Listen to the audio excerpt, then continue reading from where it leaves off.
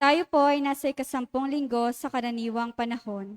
At ang mamumuno po sa ating banal na misa ngayong hapon ay si Reverend Father Alphonsus Panaligan, OFM Conventual.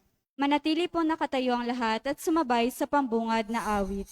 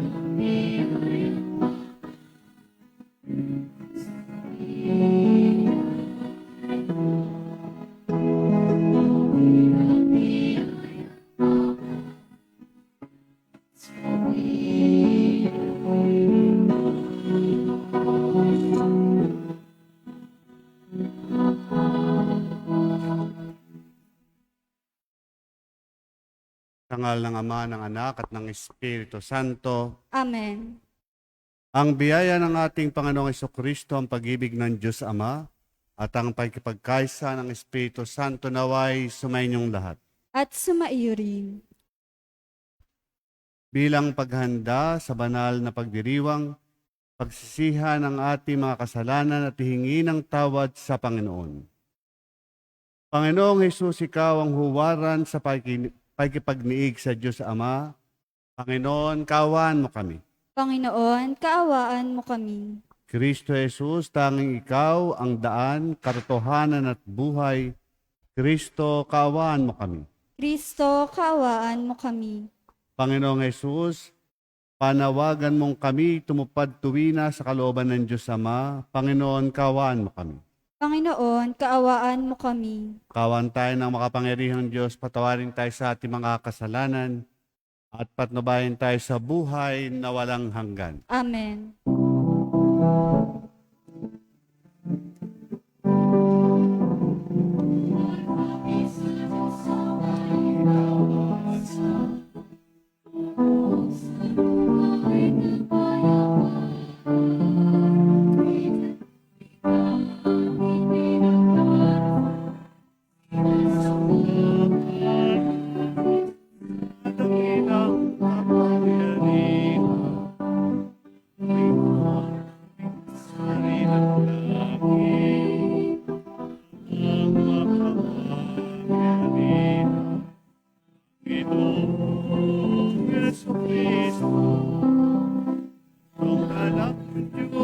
Kordero ng ikaw na nag-aalis ng mga kasalanan ng sanlibutan.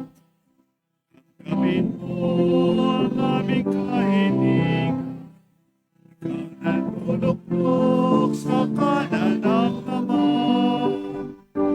Apak ka sa amin, ikaw lamang ang banal. Panginoon Jesucristo, kasama ng Espiritu at hinapang. Amen. Amen. Amen.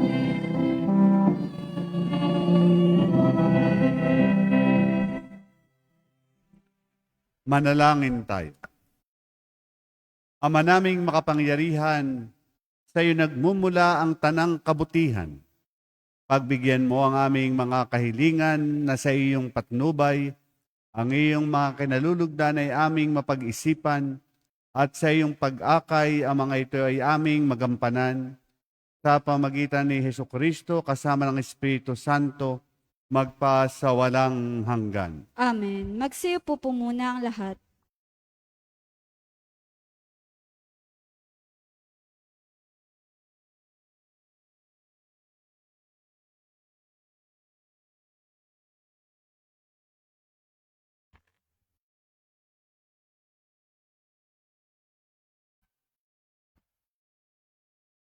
Pagbasa mula sa aklat ng Henesis. Pagkakain ni Adan ng bunga ng puno, tinawag siya ng Panginoon at tinanong, "Saan ka naroon?" "Natakot po ako nang marinig ko kayong nasa hardin. Nagtago po ako sapagkat ako'y hubad." Tugon niya, "Sinong may sabi sa iyong hubad ka?" Tanong ng Diyos. "Bakit? Kumain ka ba ng bungang ipinagbabawal ko? Kasi pinakain po ako ng babaeng ibinigay ninyo sa akin." Tugon niya. "Bakit mo naman ginawa yon?" Tanong ng Diyos sa babae. "Mangyari po'y nilinlang ako ng ahas, kaya ako natuksong kumain." Tugon naman niya. At sinabi ng Panginoon sa ahas, "Sa iyong ginaway may parusang dapat, na tanging ikaw lang yaong magdaranas. Ikaw ay gagapang ang hatol kong gawad, at alikabok ang pagkaing dapat. Kayo ng babae laging mag-aaway, binhi mo't binhi niya'y laging maglalaban. Ito ang dudurog ng ulo mong iyan, at ang sakong niya'y ikaw ang tutuklaw." Ang salita ng Diyos. Salamat sa Diyos. Sa piling ng poong Diyos, may pag-ibig at pagtubos. Sa piling ng poong Diyos, may pag-ibig at pagtubos. Sa gitna ng paghihirap, tinawag ko'y Panginoon. Panginoon, ako'y dinggin pagka ako'y tumataghoy. Dinggin mo ang pagtawag ko't paghingi ng iyong tulong. Sa piling ng poong Diyos, may pag-ibig at pagtubos. Kung ikaw ay may talaan nitong aming kasalanan, lahat kami ay tatanggap ng hatol mong nakalaan. Ngunit iyong pinatawad, kasalanan ay nilimot. Pinatawad mo nga kami upang sa'yo ay matakot. Sa piling ng poong Diyos, may pag-ibig at pagtubos. Sabik akong naghihintay sa tulong mo, Panginoon, pagkat ako'y may tiwala sa pangako mong pagtulong. Yaring aking pananabik, Panginoon, ay higit pa sa serenong naghihintay ng pagsapit ng umaga. Sa piling ng poong Diyos, may pag-ibig at pagtubos. Magtiwala ka, Israel, magtiwala sa iyong Diyos. Matatag at di kukupas ang pag-ibig niyang dulot. Lagi siyang nahahandang sa sino man ay tumubos. Ililigtas ang Israel, yaong kanyang mga hirang. Ililigtas niya sila sa kanilang kasalanan. Sa piling ng poong Diyos, may pag-ibig at pagtubos.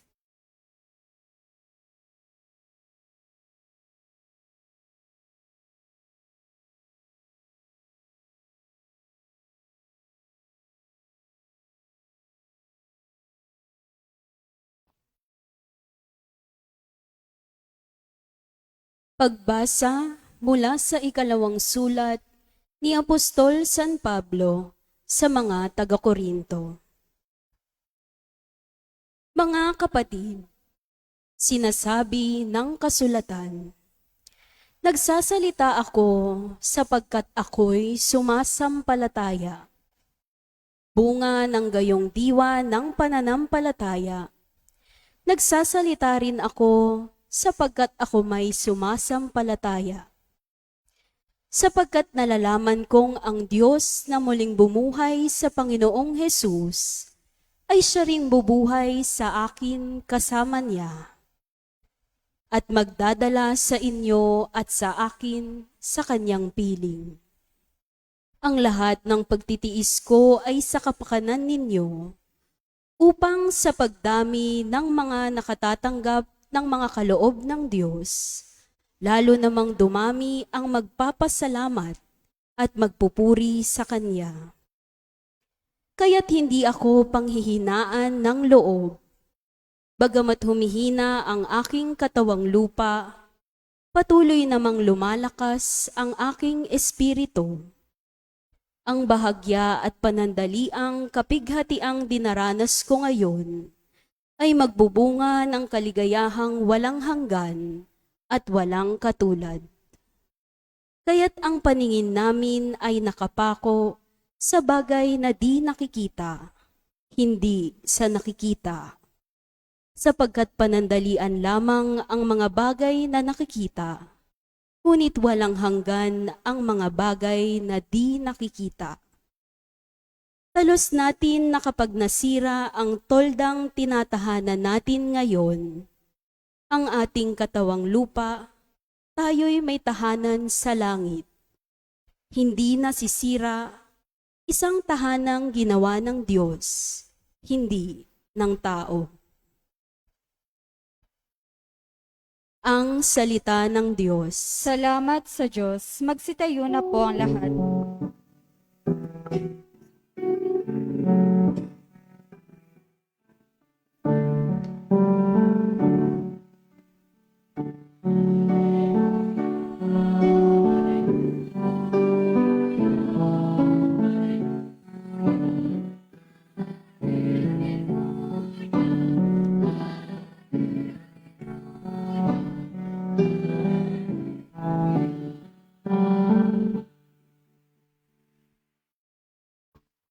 Sumainyo ang Panginoon. At sumaiyo rin. Ang mabuting balita ng Panginoon ayon kay San Marcos. Papuri sa iyo, Panginoon. Noong panahong iyon, pag-uwi ni Jesus kasama ng kanyang mga alagad, muling nagkatipon ang napakaraming tao. Ano pat hindi man lamang makuhang kumain ni Jesus at ng kanyang mga alagad. Nang mabalitaan ito ng kanyang mga kasambahay, sila'y pumaraon upang kaunin siya, sapagkat ang sabi ng mga tao, nasisiraan siya ng bait. Sinabi naman ng mga eskribang dumating mula sa Jerusalem, inaalihan siya ni Beelzebub, ang prinsipe ng mga demonyo. Ito ang nagbigay sa kanya ng kapangyarihang magpalayas ng mga demonyo. Kaya't pinalapit ni Jesus ang mga tao at sinabi sa kanila ang ilang talinghaga, paano mangyayaring palayasin ni Satanas si Satanas kapag naglaban-laban ang nasasakupan ng isang kaharian, hindi mananatili ang kahariang iyon. At kapag naglaban-laban ang magkakasambahay, hindi mananatili ang sambahayang iyon.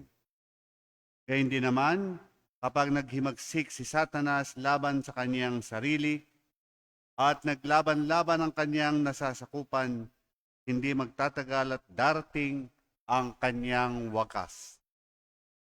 Walang makapapasok sa bahay ng isang taong malakas at makaaagaw ng kanyang ari-arian. Malibang gapusin muna niya ang taong iyon, saka pa lamang niya malolooban ang bahay na iyon. Tanda ninyo ito. Maaaring ipatawad sa mga tao ang lahat ng kasalanan at panlalait nila sa Diyos. Ngunit ang sinumang lumait sa Espiritu Santo ay hindi mapapatawad. ang kanyang kasalanan ay hindi mapapawi kailanman. Sinabi ito ni Jesus sapagkat ang sabi ng ilan, inaalihan siya ng masamang espiritu. Dumating ang ina at mga kapatid ni Jesus. Sila'y nasa labas ng bahay at ipinatawag siya. Noon na may maraming taong nakaupo at sa palibot ni Jesus at may nagsabi sa kanya, "Nariyan po sa labas ang inyong ina at mga kapatid. Ipinatatawag kayo." "Sino ang aking ina at ang mga kapatid?" ani Jesus. Tumingin siya sa mga nakaupo sa palibot niya at nagwika, "Ito ang aking ina at mga kapatid. Sapagkat ang sino mang tumalima sa kalooban ng Diyos ay siya kong ina at mga kapatid." Ang mabuting balita ng Panginoon. Pinupuri ka namin, Panginoong Hesukristo. So doon sa unang pagbasa, yung the psychology of sin and the sinners. Na hanggang ngayon, yun ay still holds true kahit sa panahong ito, no? Kahit ilang libo ng panahon na naisulat ang aklat ng Simulain o ng Genesis. Kung saan doon, pinapakita na yung tao after the sin. No, na pakinggan natin na pagkatapos ng pagkain ng bawal na prutas, kung anong prutas yun ay hindi ko alam. Baka kayo alam ninyo, no? No, kay elementary yan, sabi mansanas daw. Pero, hindi naman mansanas yun eh. So, basta pinagbawalan sila, you can eat all these fruits, all the fruits in the garden, except this one. No? At yung pinagbabawal, yun ang masarap. No? Kaya yun ang, doon sila tinukso ng demonyo. So, dito sa ating narinig, hindi pinakita yung panunukso ng diablo. Basta yung pagkatapos ng kasalanan, doon naramdaman ni Eva at Adan ang epekto ng kasalanan. So, una, hinahanap sila ng Diyos. Binasan kayo. So, ibig sabihin, kasi sabi nga, yung takip silim, they used to walk together. Kasi malamig na yun eh. So, naglalakad sila sa halamanan. So, Adam, Eve, and God Himself, they used to walk together. So, meron silang bonding moment. Pero nung sandaling yun, nagtaka ang Diyos. Bakit wala sila? Kaya hinanap ng Diyos. So, tinawag niya, nasaan kayo? So, yun ang unang epekto ng kasalanan. Nawawala yung sense of intimacy. Nawawala. Diba ganun pagka sa mag-asawa, hindi ko alam ito no, kasi hindi naman ako nagkasawa. Diba pag ang nagtaksi lang isa sa mag-asawa, no? Okay, tatangong gano'n, mahahalata kayo eh. No? Pagka nagkaroon ng pagtataksil, kung ang babae, ang lalaki, nag-cheat doon sa isa, actually, ang nawawala doon sa dalawa, yung intimacy. No? Yung babae, kung lalaki ang nag-cheating, he is pretending to be intimate. But actually, he is no longer intimate with his wife. Ganon din ang babae. So nawawala yung authentic intimacy pag nagkaroon ng cheating, pag nagkaroon ng kasalanan. And then, pag nagkaroon ng kasalanan, lumalayo. Yung sa intimacy, connected siya, lumalayo. Sabi, natatakot ako. Kasi ako'y hubad. So, ganun, pagka tayo nagkaroon ng kasalanan, ang una natin reaksyon ay lumayo at natatakot tayo. Kahit na, nung mga bata tayo, pag nakagawa tayo ng kasalanan sa ating mga magulang, anong ating tendency? Lumayo. Matakot. O nabasag mo ang baso. O yung flower vase. Ang tendency natin ay matakot. So pag tayo gumawa ng kasalanan, tayo ay natatakot. That's the normal reaction sa kasalanan. Ang takot. At pag tayo takot, tayo ay nagtatago. Nagtatago tayo. And we experience that pagka tayo mga bata, pag tayo natatakot, anong ginagawa natin? Nagtataklob tayo ng kumot. No? Nagtataklob tayo ng kumot. O kaya nagtatago tayo sa likod ng pinto. Kasi baka makita tayo. So yan ay mga spontaneous reaction pag tayo nagkasala. So those indications, may mga indications na may ginawa kang masama. Kaya ka nagtatago at lumalayo sa akin.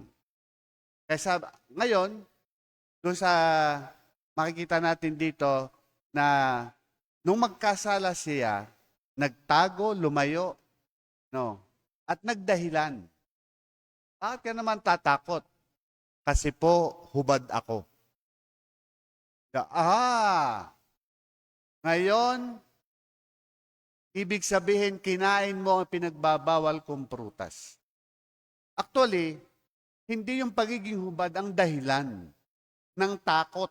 Hindi yun. Excuse lang yun. Pero yung excuse na yon ang nagbigay ng clue sa Diyos na matuklasan niyang gumawa sila ng kasalanan. Nilabag nila yung pinag-uutos ko sa kanila. Kaya sabi ng Diyos, ibig sabihin, kinain mo yung prutas. That is the indication. So pag tayo takot, nagagawa tayo nagtatago. Dito, nagtago si Eva at si Adan, una, nag-distance. Siguro nagtago sila sa likod ng puno. No. Ang isa pang pagtatago nila, nagtago sa pagdadahilan. Wrong reasoning. Kasi sinabi, hubad po ako. No. So nagtatago siya doon sa dahilan na yon. At sa pagtatago niya, lalo siyang nalantad. No. Habang nagtatago, lalong nabunyag. Ganun ang pagka nagkakasala tayo. We make excuses. The more we make excuses, the more we are being exposed to what we have done. At dito, makikita natin yung ikalawang phase ng kasalanan, yung confrontation. No? Kasi po, yung pong babaeng ibinigay nyo, ako po ay pinakain. Just imagine, nagkakagipitan na eh. Remember laman ng aking laman at buto ng aking buto. Sila yung mag-asawa. No, kung gaano man ang pagmamahalan nila sa oras ng confrontation with the truth of God, iniwanan na ng lalaki yung kanyang asawa. Hindi ako, siya. So, pinasa ang responsibilidad. Hindi na inako ni Adan, as a responsible person, ipinasa doon sa kanyang asawa. Just imagine that, no? Hindi niya, kung siya talagang gentleman, hindi niya sinabi na, ako po'y nagkasala. Pero dito pinapakita, kahit gaano kayo ka-intimate, pagdating sa katotohanan, mag-iiwanan, maging kayo man ay mag-asawa. Pagkatapos, nung ipasa sa babae, bakit mo naman ginawa yun? Nilinlang po ako ng ahas. Remember si Adan ay hindi nilinlang. Adam was not deceived. It was Eve.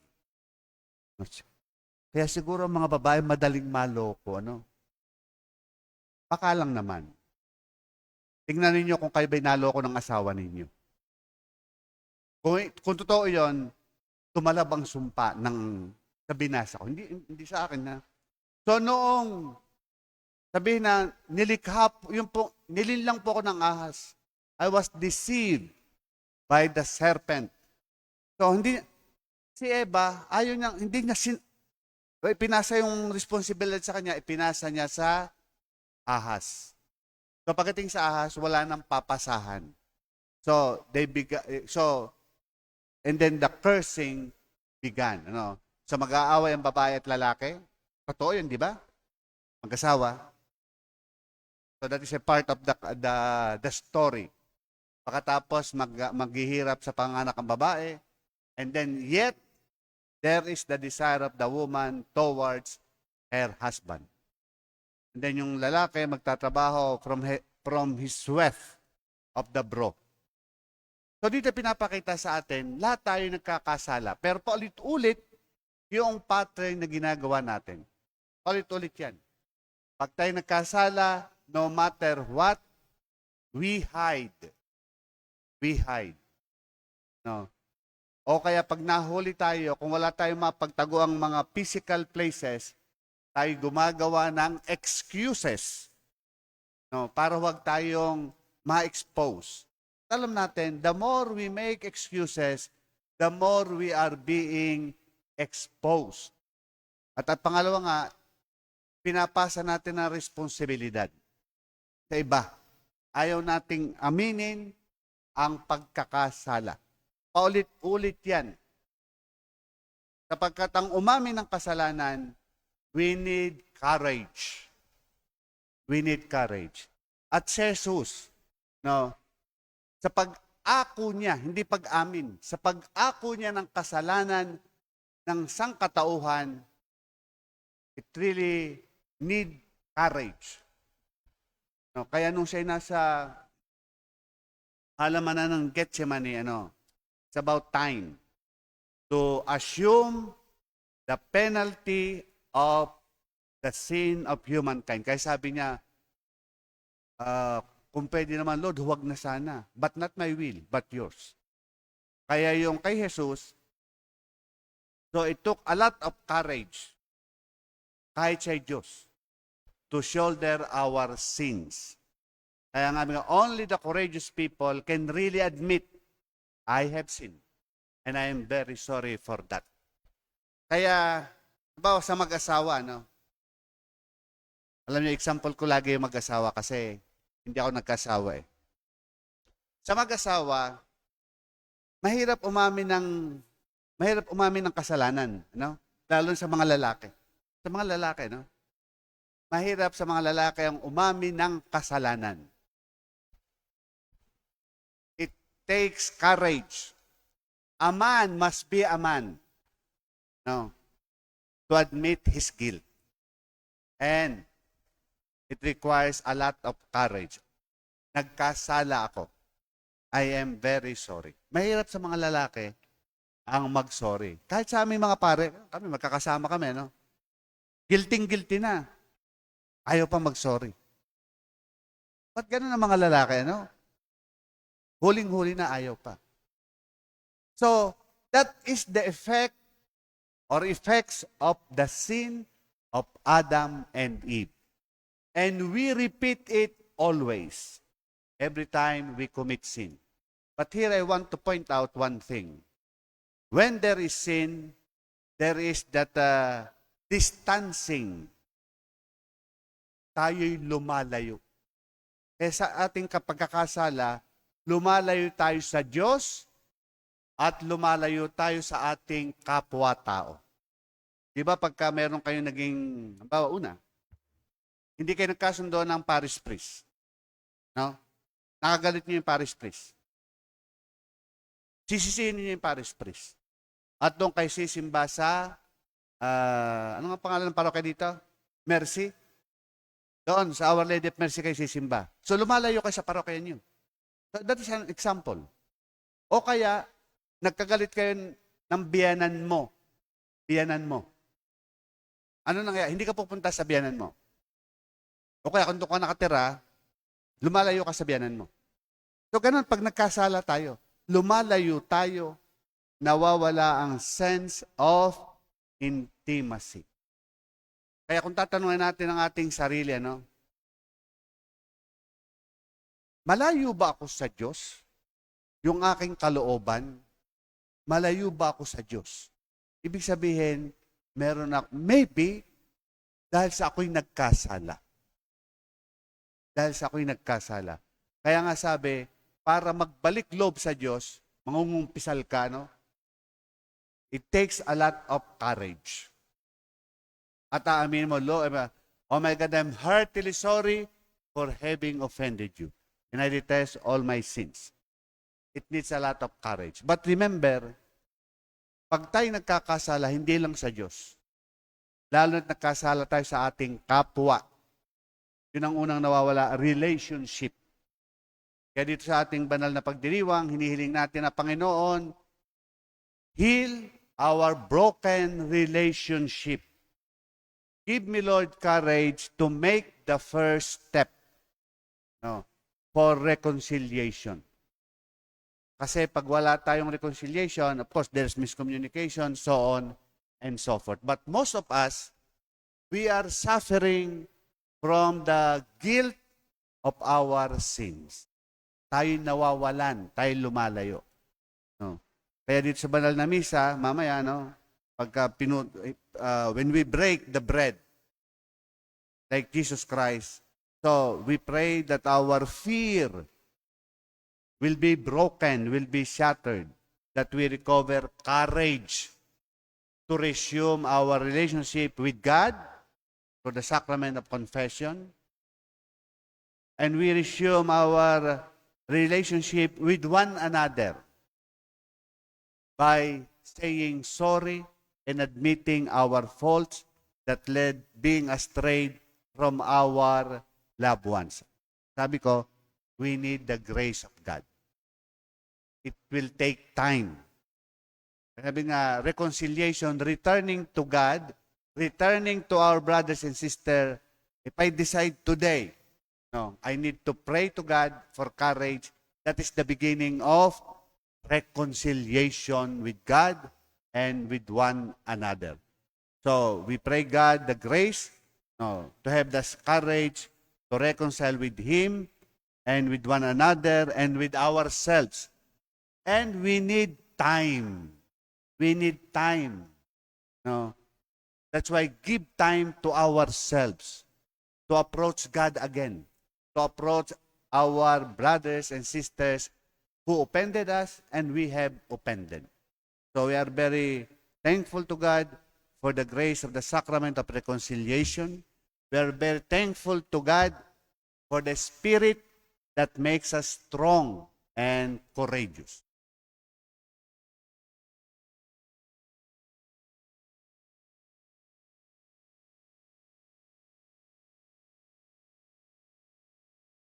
Sumasampalataya ako sa Diyos Amang makapangyarihan sa lahat, na may gawa ng langit at lupa. Sumasampalataya ako kay Jesucristo, isang anak ng Diyos, Panginoon nating lahat. Nagkatawang tao siya lalang ng Espiritu Santo, ipinanganak ni Santa Mariang Berhen, pinagpakasakit ni Poncio Pilato, ipinako sa krus, namatay, inilibing, nanawag sa kinaroroonan ng mga yumao, nang may ikatlong araw na buhay na maguli, umakyat sa langit, naluluklok sa kanan ng Diyos sa mga makapangyarihan sa lahat. Doon magmumulang paririto at huhukom sa mga nabubuhay at namatay na tao. Sumasampalataya naman ako sa Diyos, sa Espiritu Santo, sa banal na simbahang katolika, sa kasamahan ng mga banal, sa kapatawaran ng mga kasalanan, sa pagkabuhay na muli ng mga namatay na tao, at sa buhay na walang hanggan. Amen. Mga kapatid, bilang mga kasapi ng espiritual na pamilya ni Jesus, dito sa lupa, idulog natin sa Diyos ang mga kahilingang malapit sa ating puso, malapit sa ating puso.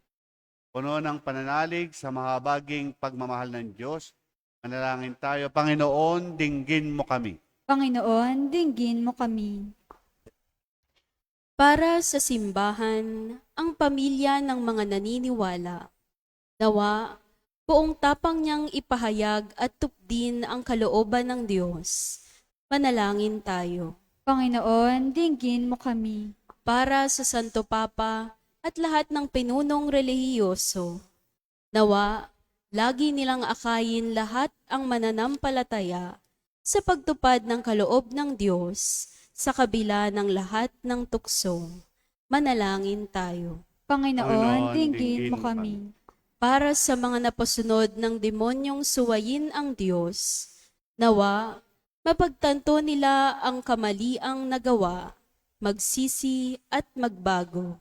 Manalangin tayo. Panginoon, dinggin mo kami. Para sa mga pamilya at komunidad na dumaranas ng matinding pagsubok. Nawa, patuloy silang magtiwala sa Diyos ayon sa turo ni San Pablo. Manalangin tayo. Panginoon, dinggin mo kami. Para sa sarili nating pamilya. Nawa ipagpatuloy natin ang pagsunod sa kalooban ng Diyos, tulad ni Jesus at ni Mariang kabanal-banalan. Manalangin tayo. Panginoon, dinggin mo kami.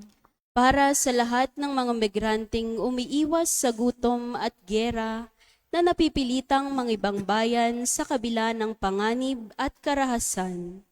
Makatagpo nawa sila ng pagtanggap at pagkalinga sa mga bayang magbubukas ng pintuan sa kanila. Manalangin tayo. Panginoon, dinggin mo kami. Sa katahimikan, ipanalangin po natin ang lahat ng intensyon sa misang ito at isama na rin po natin ang ating pansariling kahilingan.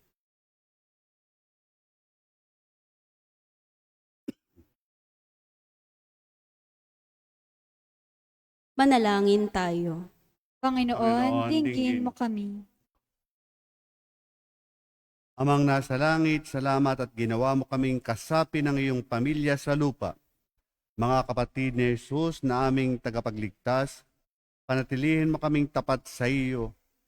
Inuuna ang pagdating ng iyong kaharian kung saan ka nabubuhay at naghahari magpakailanman. Amen.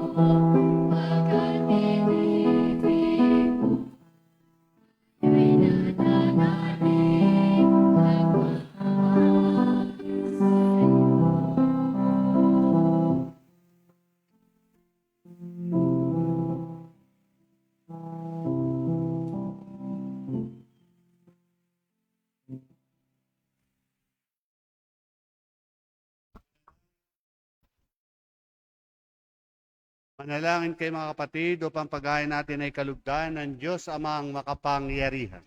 Tanggapin nawa ng Panginoon itong paghahain sa iyong mga kamay, sa kapurihan niya at karangalan sa ating kapakinabangan at sa buong sambayanan niyang banal.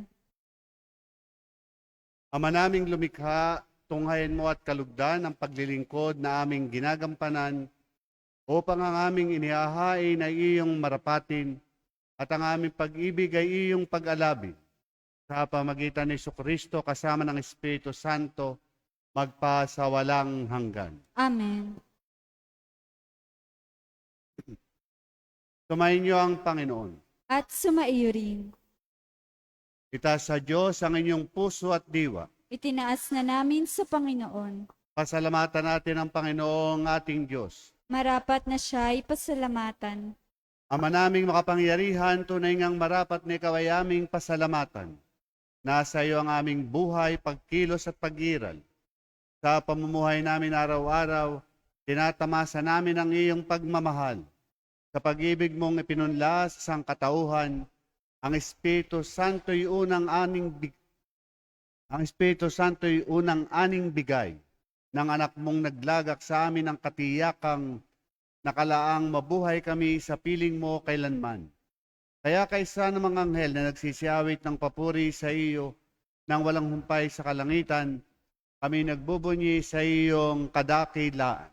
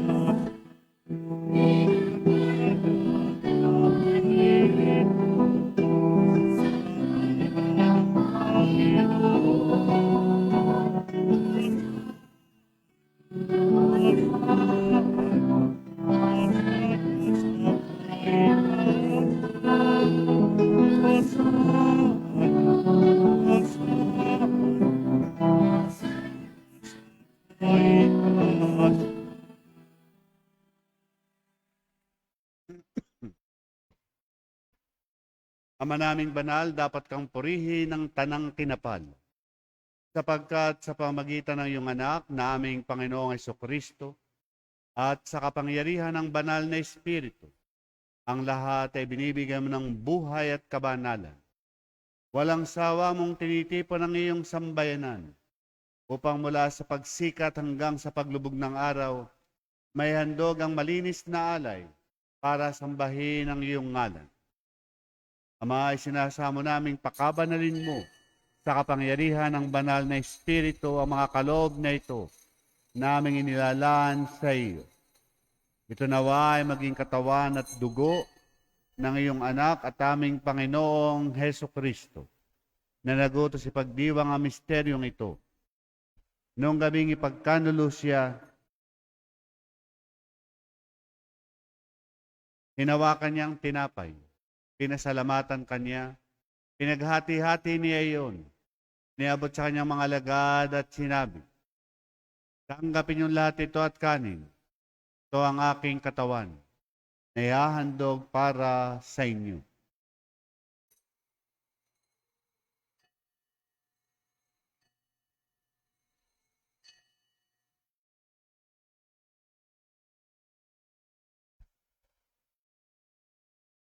Kaya hindi naman nung matapos ang hapunan, hinawakan niya ang kalis. Muli kanyang pinasalamatan. Inabot niya ang kalis sa kanyang mga alagad at sinabi, tanggapin niyo lahat ito at inumin. Ito ang kalis ng aking dugo, ng bago at walang hanggang tipan. Ang aking dugo na ibubuhos para sa inyo at para sa lahat, sa pagpapatawad ng mga kasalanan. Gawin niyo ito sa pag-alaala sa akin.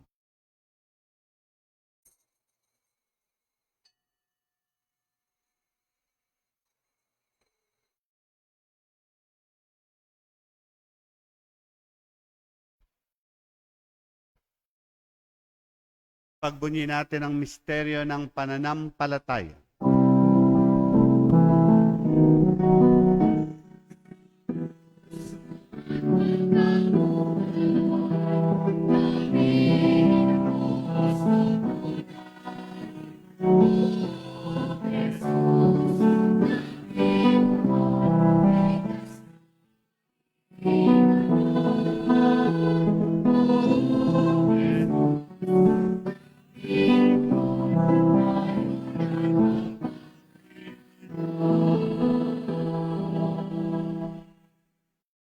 ginugunita namin ang pagkamatay ng iyong anak na sa amin nagligtas. Gayon din ang kanyang muling pagkabuhay at pag-akyat sa kalangitan. Samantalang ang kanyang pagbabalik ay pinananabikan, kaya bilang pasalamat ngayon aming iniaalay sa iyo ang buhay at banal na paghahaing ito. Tunghayin mo ang handog na ito ng iyong simbahan. Masdan mo ang iyong anak na nag-alay ng kanyang buhay upang kami ay ipakipagkasundo sa iyo. Loobin mong kami magsasalo-salo sa kanyang katawan at dugo, ay mapuspos ng Espiritu Santo at maging isang katawan at isang diwa kay Kristo. Kami nawa ay gawin niyang handog na habang panahong nakatalaga sa iyo. Tulungan nawa niya kami magkamit ng iyong pamana, kaysa ng ina ng Diyos, ang mahal na Birheng Maria, kaysa ng mga apostol, mga martir, ni San Maximiliano Kolbe, at kaysa ng lahat ng mga banal na aming inaasang lagi nakikiusap para sa aming kapakanan. Ama, ang handog na ito ng aming pagkipagkasundo sa iyo ay magbunga nawa ng kapayapaan at kaligtasan para sa buong daigdig. Patatagin mo sa pananampalataya at pag-ibig ang iyong simbahang naglalakbay sa lupa, kasama ng iyong lingkod na si Papa Francisco, ang aming obispong si Roberto, ng tanang mga obispo at buong kaparian, at ng iyong piniling sambayanan. Dinggin mo ang mga kahilingan ng iyong angkan, na ngayon tinipon mo sa iyong harapan. Amang mawain, kupkupin mo at pag-isahin ang lahat ng iyong mga anak sa bawat panig at sulok ng daigdig. Kawaan mo at patuloyin sa iyong kaharian ang mga kapatid naming yumao at ang lahat ng lumisana sa mundong ito na nagtataglay ng pag-ibig sa iyo. Kami umaasang makararating sa iyong piling at sama-sama magtatamasa ng iyong kaningningang walang maliw sapagkat aming masisilayan ang iyong kagandahan sa pamagitan ng aming Panginoong Hesukristo na siyang pinagdaraanan ng bawat kaloob mo sa aming kabutihan. Sa pamagitan ni Kristo kasama niya at sa Kanya, ang lahat ng parangal at papuri sa iyo, Diyos Amang makapangyarihan, kasama ng Espiritu Santo, magpa sa walang hanggan.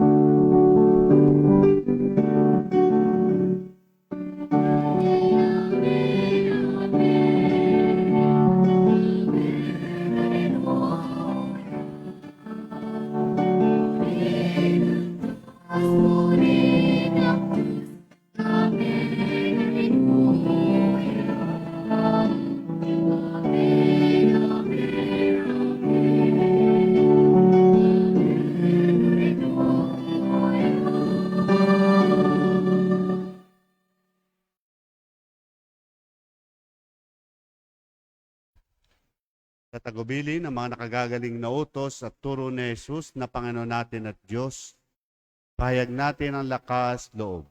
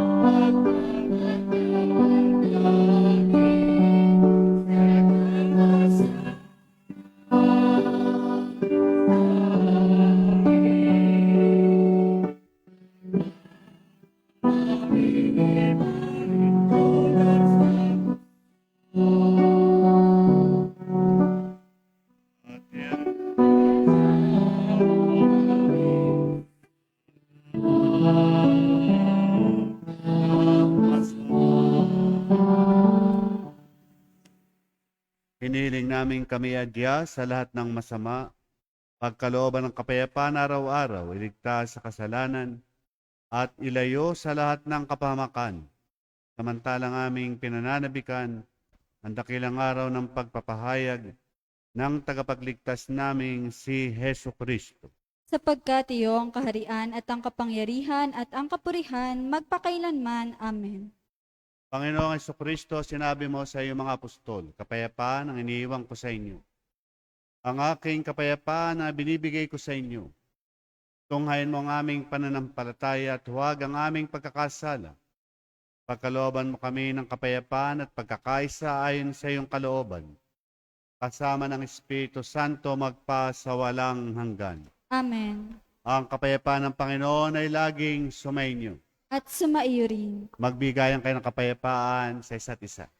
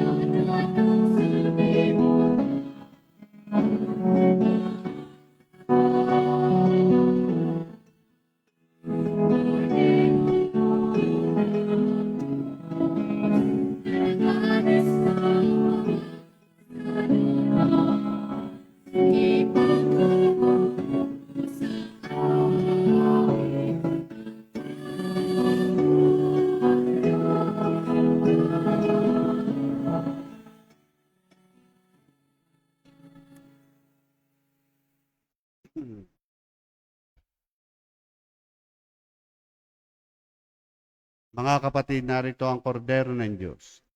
Ang kordero ng Diyos na nag-aalis ng mga kasalanan ng santinakpan.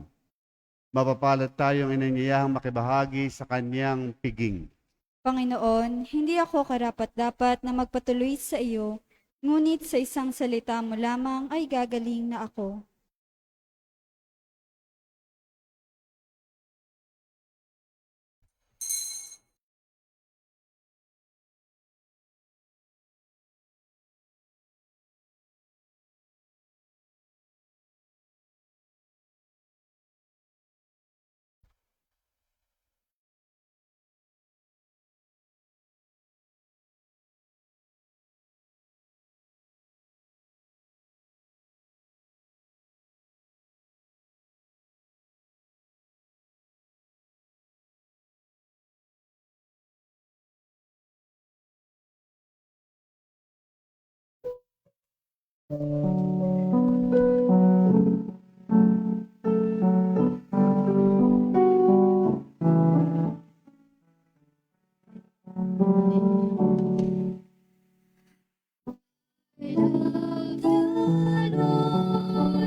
Is filled with compassion.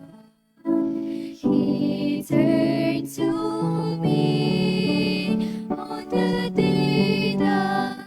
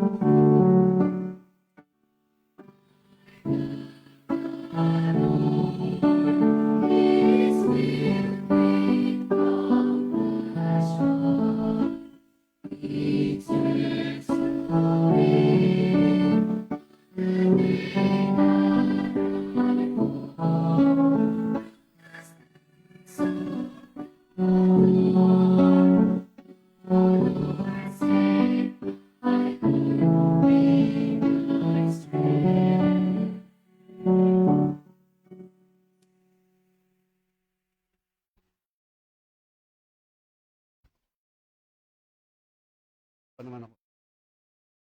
Ha? Manalangin tayo. Ama naming mapagmahal, ang pagganap sa iyong pagbibigay kagalingan ay pumawi nawa sa aming mga nagawang pagsuway at magdulot nawa ng iyong mga kinalulugdan sa pamagitan ni Jesucristo kasama ng Espiritu Santo magpa sa walang hanggan. Amen. Magsiluhod po muna ang lahat para sa nobena para kay San Antonio ng Padua. Diyos ko at aking lahat, sa iyo ako ay sumasampalataya at nananalig ng kailanmay, hindi ako mapapahamak. Iniibig kita higit sa lahat ng bagay at pinagsisisihan ko ang aking mga kasalanan. Mamatay na muna bago magkasala muli. Alisan mo ako ng buhay bago mahiwalay sa iyo. At bigyan ako ngayon ng lubos na pagsisisi sa aking mga sala. Mga luha upang hugasan ang aking mga dungis. Ibuhos mo sa akin ang iyong pag-ibig at ang pananatili sa paglilingkod sa iyo. Mamatay sa akin ang lahat ng bisyo at mabuhay ang tanang kabanalan. At tularan ko ang aking maluwalhating tagapag-ampon na si San Antonio de Padua. At dahil sa kanyang pamamagitan, tulungan mo ang lahat kong pangangailangan sa katawan at kaluluwa at lalong-lalo na ang hinihingi ko ngayon kung lalong ikaluluwalhati ng Diyos at ikagagaling ng kaluluwa ko. Alang-alang kay Kristong Panginoon namin, siya nawa. Panalangin kay San Antonio sa anumang pangangailangan. O maluwalhating San Antonio, iriyo ng kalinisan, hiyas at luwalhati ng mga Kristiyano, kerubin ng karunungan at serafin ng pag-ibig ng Diyos, ikanatutuwa namin ang mga biyaya nang ibuhos sa iyo ng Panginoon. Yamang pinuspos ka ng pag-ibig, pagkamaawain at kapangyarihan, ipinamamanhik namin sa iyo ng buong tiwala at pagpapakumbaba na tulungan mo kami. Tignan mo ang aming mga hirap at sakit at aming takot na baka hindi maligtas ang kaluluwa namin. Ipinagmamakaamo namin sa iyo dahil sa pagsintang naranasan mo noon, ang matamis na batang Jesus ay lumagay sa iyong mga bisig. Nasabihin mo sa kanya ang aming mga kailangan. Isa lamang buntong hininga ng iyong dibdib na hiniligan ni Jesus ay sapat na upang makalunas sa aming kailangan at makapuno ng lugod sa amin. Alalahanin mo kung gaano kalaki ang iyong ligaya noong niyakap mo siya sa iyong dibdib. Idinikit sa kanya ang iyong pisngi, nakikinig sa kanyang mga bulong. Isipin mo ang lahat ng ito at pakinggan kami, alang-alang sa iyong di masaysay na pag-ibig. Kung ikaw lamang ay makikita namin, aming didiligin ng mga luha ng iyong mga paa. Ipagtatapat sa iyo ang aming mga damdamin, mga alinlangan ukol sa aming ikaliligtas. Ngunit hindi ka na namin maaaring makita, kung kaya't binabati ka naming o maluwalhating katoto ng Panginoon. Kami ay nangunguyapang itinataas ang aming mga pusong nagdadalamhati sa langit at sa iyo, at naghihintay sa pamamagitan mo ay ipagkaloob sa amin ng Panginoong na mahinga sa iyong mga bisig ang aming mga kailangan. O Anghel ng Pag-ibig, ibigay mo ang ninanasa namin at aming ilalathala ang kaluwalhatian mo at ipagbubuni si Jesus na totoong nagmamahal sa iyo, siya nawa. Panalangin sa Nino Jesus na nasa bisig ni San Antonio. O matamis na Nino Jesus, tanging pag-asa at namimighating kaluluwa, naninikluhod kami ng buong pagpapakumbaba sa iyong mga paanan. At alang-alang sa walang hanggang pag-ibig at biyaya na ipinagkaloob mo sa iyong lingkod na si San Antonio, noong siya'y iyong dalawin, yakapin, punin ng tuwa at ligaya. Isinasamo namin sa iyo na pumarinig ka sa amin, at iyong patikman sa mga kaluluwang sa iyo'y umaasa sa tamis ng iyong pagdalaw. Amen. San Antonio ng Padua, Ipanalangin mo kami. Magsiupo po muna ang lahat para sa ilang mga parish announcement. Una, magkakaroon po tayo ng ikalawang koleksyon para po sa intensyon ng Kristong Hari. Ikalawa, sa darating pong ika-25 ng Hunyo, Martes, ay magkakaroon po muli ng banal na misa sa Novaliches Police Station 4 na kung saan gaganapin din po ang pagpapakain para sa ating mga kapatid na nasa loob ng kulungan. Para po sa mga nagnanais magbigay ng kanilang donasyon, maaari po kayong magbigay ng mga sumusunod: sabon, pampaligo at shampoo, food packs, bigas, noodles at canned goods. Ikatlo, sa darating pong ika-6 ng Hulyo, Sabado, ay magkakaroon po tayo ng libreng binyagan. Makipag-ugnayan po lamang sa opisina ng ating parokya para sa kumpletong detalye. Maraming salamat po. Magsitayo na po ang lahat.